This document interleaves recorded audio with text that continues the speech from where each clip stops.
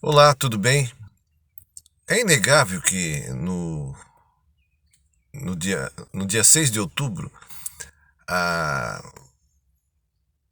houve uma grande vitória da direita e em algumas regiões do Brasil, da extrema-direita, no caso. Mas quem é essa, essa direita, essa ultradireita, essa extrema-direita aqui no Brasil? Quem é que forma esse, esse eleitorado? Então vamos lá. Existe uma direita liberal, uma direita que defende o Estado mínimo e, e a economia no serviço público e grandes investimentos no setor do setor privado. Essa é uma direita. Existe uma outra direita, essa primeira direita ligada à questão econômica. Existe uma outra direita que é ligada às questões conservadoras da sociedade. Ou seja, a tradição, a questão principalmente da família, dos bons costumes, né? Ligada à religião também. Existe uma terceira via, que é uma direita ligada às igrejas evangélicas e até a setores conservadores da Igreja Católica. É essa terceira via da direita, a gente já entra no caso numa extrema direita. É o que a gente chama de extrema direita. É um pessoal bem reacionário, ligado à questão das igrejas, que é uma grande fatia hoje do eleitorado brasileiro. E a quarta via, no caso, que também faz parte da direita, de uma direita reacionária, de uma extrema direita no caso, seria os saudosistas do regime militar que teve aqui no Brasil e a uma organização muito ligada aos militares, ao setor militar no Brasil. Então são esses quatro segmentos. Como isso aparece na eleição? Como é que aparece? O pessoal dos dois primeiros segmentos, eles são o pessoal mais ligado ao controle da economia. Então, eles controlam as instituições, as empresas. No caso, eles têm o poder econômico. A direita econômica, no caso, e a direita conservadora.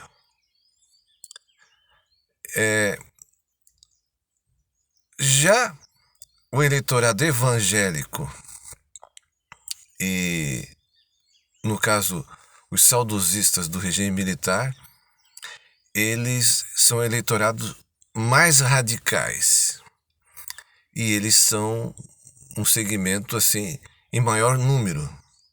Então o que acontece?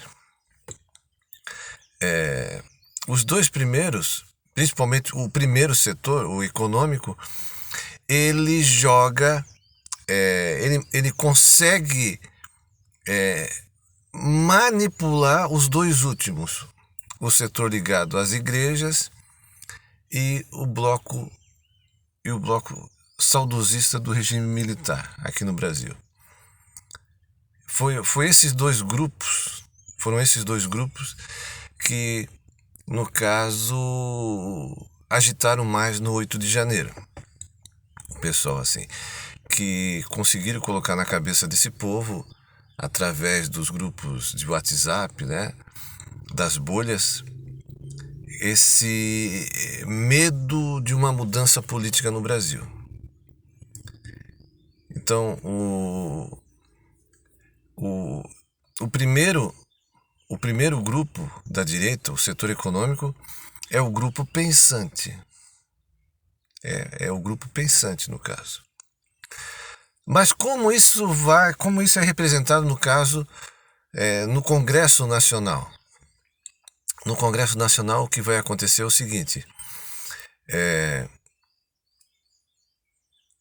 os parlamentares que vão para lá, até o pessoal que conquistou a prefeitura, eles, até no caso da direita, eles fazem um discurso para atingir uma fala simples, objetiva, para atingir os dois últimos segmentos, que são aqueles que têm mais votos. Só que quando eles vão para o campo institucional, quem é que vai dar as ordens é o primeiro segmento, o segmento econômico, no caso, a direita econômica. Porque é a direita econômica que conhece o funcionamento do sistema, principalmente do sistema financeiro. Então, o setor ligado às igrejas e o setor militar, eles têm um discurso forte, mas esse discurso forte é barrado devido à legislação, devido à Constituição. Só que mesmo assim, esses dois últimos grupos, eles têm uma vantagem. Eles não têm uma vantagem de alterar as leis, mas eles têm uma vantagem incrível em conseguir se manter no poder através do voto. Porque eles usam e abusam do celular, no caso da internet, para fazer seus vídeos e dispararem na rede social. Então, o que acontece? Muitos ali, eles não têm o domínio de como funciona a Constituição, que a Constituição barra muitos pensamentos, né? Então eles vão com aquele discurso do senso comum que realmente atinge o cidadão comum e principalmente das bolhas agora. Porque a gente está vivendo uma época onde a imprensa tradicional, ela perdeu muita credibilidade. E esses grupos fechados de WhatsApp, eles é que mantêm muitas pessoas no Brasil informadas. E essas pessoas, elas não checam as informações, né? Elas não vão verificar se realmente aquilo ali é verdadeiro. Então elas acabam sendo manipuladas pelas informações que são disparadas através desses grupos fechados. Outra coisa que acontece é que esses grupos, eles seguem os líderes. Então a fala dessas lideranças são muito importantes. Então eles acreditam nessas lideranças. Então, quando você vê um grande avanço da extrema-direita no Brasil e da direita, mas principalmente da extrema-direita, é porque a extrema-direita ela consegue, através dos seus líderes, uma grande votação. Uma grande votação. Então, aquela questão assim, por exemplo, da pessoa chegar num local e o líder, no caso, né, desses grupos mais radicais, simplesmente eles falam: nós vamos apoiar essa pessoa aqui. Aí alguém pode até chegar e falar assim: não, mas eu sou próximo desse aqui. Não, mas o nosso grupo vai apoiar esse político aqui. Então aí é que está a grande vantagem da extrema-direita, porque no final o político ele vai sendo eleito por causa do interesse que esses grupos têm em manter uma regalia, em manter o sistema sob o controle deles, né? Essa é uma realidade hoje no Brasil, né? Grandes segmentos conseguem eleger determinados políticos, independente de onde eles estejam. Então, isso aconteceu na eleição municipal, aqui em Joinville, né? Alguns políticos, alguns candidatos aí que foram reeleitos conseguiram trabalhar bem. Por quê? Porque eles já tinham a estrutura do poder na mão deles. E eles tendo essa estrutura do poder, eles puderam o quê? Trazer benefícios para alguns segmentos aqui da sociedade.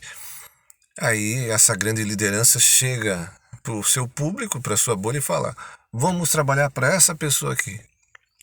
Muitas vezes até o cara não fez nada para o grupo, mas fez para o cara que pede para o povo votar nesse determinado político, né? Então, o que acontece? A extrema-direita saiu do armário, sempre existiu aí, né? Só que a internet deu força para esses grupos. E hoje o povo não acredita mais na imprensa tradicional. O povão aí não checa as informações e por isso que a direita e a extrema-direita estão levando uma vantagem tremenda sobre a esquerda. Outra coisa também que está favorecendo a direita e a extrema-direita aqui no Brasil é a questão da não punição ao ex-presidente Bolsonaro e aquelas pessoas que participaram do 8 de janeiro. O que acontece? Quanto mais atrasada essa penalidade ao ex-presidente Bolsonaro, o que acontece? Desgasta mais ainda o poder judiciário no Brasil. Desgasta muito o poder judiciário no Brasil. E nós já estamos em 2024, final de 2024, eu não acredito que aquele pessoal do 8 de janeiro será penalizado pelo poder judiciário no Brasil. Eu não acredito, né? Muito lento. A gente sabe que o poder judiciário é lento no Brasil, né? Tem que fazer a coisa bem certinho e tal. Só que essa lentidão do judiciário também dá uma vantagem tremenda para quem é da extrema-direita, para quem é da direita e para quem apoia essa política da extrema-direita no Brasil, né? Porque a desinformação é muito grande no país, né? A desinformação é tremenda e isso ganha ainda mais força porque não é só o cidadão comum que está sendo desinformado. Existem interesses também nessa desinformação por gente que trabalha com a informação, por muitos profissionais de imprensa, né? O poder, a situação política hoje no Brasil assim está confusa também, porque a responsabilidade, queira ou não queira, é da classe política, são dos administradores públicos. Só que a imprensa não, a imprensa quer informação. Todo mundo questionou, por exemplo, a questão do Pablo Marçal em São Paulo. Mas quem fez o Pablo Marçal? Foi a imprensa. A imprensa tinha interesse na participação do Pablo Marçal nos debates em São Paulo. Pela justiça eleitoral, ele não poderia participar. Mas houve o quê? Houve uma aceitação da participação do Pablo Marçal na eleição de São Paulo. Ele não precisava participar. Mas por quê? Porque dava audiência, dava polêmica, a imprensa, a mídia precisa disso. Precisa disso para vender assinatura na internet, para vender jornal, ainda os poucos jornais que são feitos no Brasil, mas era necessário. A imprensa quer polemizar. E claro, como a gente está num sistema capitalista e hoje em dia é difícil ganhar um dinheiro, as pessoas também têm interesse em ganhar dinheiro em cima, né? A imprensa, os jornalistas, né? Formadores de opinião têm interesse nesses caras que polemizam, né? Que escandalizam. Hoje as pessoas não querem uma conversa moderada, uma verdade. Eles não querem a burocracia, né? As coisas, né? É como acontece aqui em Joinville. O pessoal quer combater a burocracia. O pessoal quer combater a burocracia. Mas por que existe a burocracia? Justamente para ter uma organização do serviço público. Aí é mais fácil terceirizar. É mais fácil terceirizar, né? Achei engraçado o seguinte, nesse último debate que teve sobre a terceirização do Hospital São José aqui em Joinville, um político falou assim: tem muita gente aí que é contra a terceirização do Hospital São José, que tá aqui, que foi ex-candidato a vereador, só tá aqui para fazer política. Tá, cara, mas tu também, tu não usou os teus 4 anos de mandato para fazer política, para se reeleger? Tu não usou a estrutura do legislativo? Tu não puxou o saco do prefeito para se reeleger? Para fazer obra no teu reduto eleitoral, no teu curral eleitoral? Tu não usou a estrutura do governo, do poder público, para ganhar voto? Tu não tá todo dia ali, segunda, terça, quarta, para fazer a tua política, e ainda você fala que uma pessoa vai ali para fazer um protesto contra a prevaricação do serviço, a precarização do serviço público, ainda você reclama? Aí não dá, né? Aí não dá.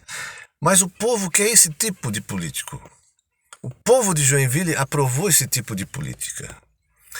O povo de Joinville aprovou o coronelismo em Joinville. Tchau para vocês.